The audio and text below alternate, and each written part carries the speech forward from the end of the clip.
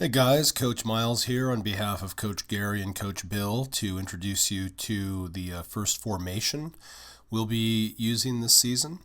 It's called a 3-2-3-2 formation. And whenever we talk about describing soccer formations, we start with the back row first. So that first three refers to the back three. Secondly, we have our midfield bank here of 2.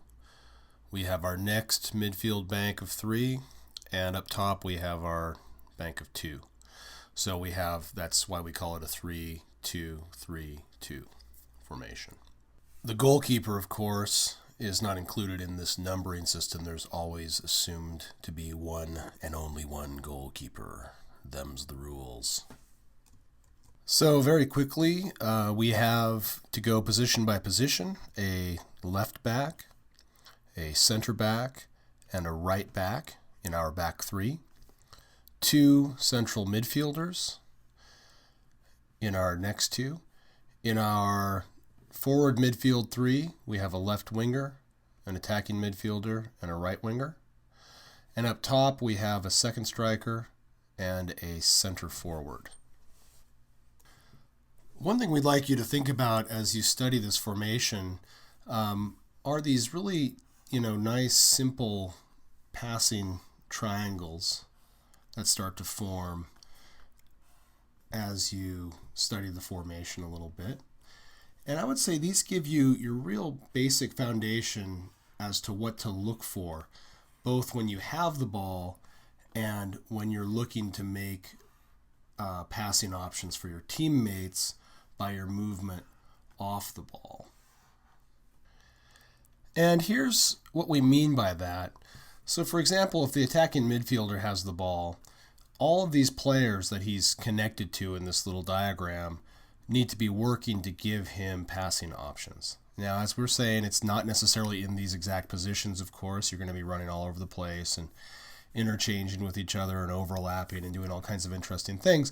But this just gives us, a really basic, schematic idea of how that works. So the attacking midfielder has the ball. He should have the option to hit the center forward, the second striker, the left wing, the central midfielder over here, or the right wing. If the right wing has the ball, he's looking to play the ball to the center forward, the attacking midfielder, center midfielder, right back, etc. Now, of course, he's going to have hopefully more options than this, depending on what's going on. This central midfielder could easily be coming over here, making a run. These 2 guys could be switched up. It's a flexible system. It's not this literal. Soccer rarely looks exactly like this in the flow of the game, but that's the idea. So if this right back has the ball, you need to be thinking, if you're not the right back, well, who am I? If I'm the right winger, then I need to make sure that I'm trying to come in here and give him options. Maybe I'm going back and forth here. Maybe I'm zigzagging in. Maybe I'm, fading out to the side. There are a lot of different options. Similarly, the central midfielder here needs to be thinking about it. Probably the attacking midfielder needs to be thinking about it, in the central midfielder.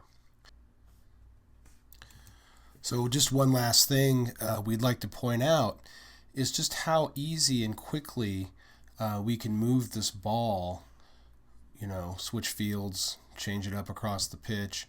And if you think about the Barcelona video, how much we can really take control over the ball and move our opponents around the field and maintain possession and advance the ball into attacking positions.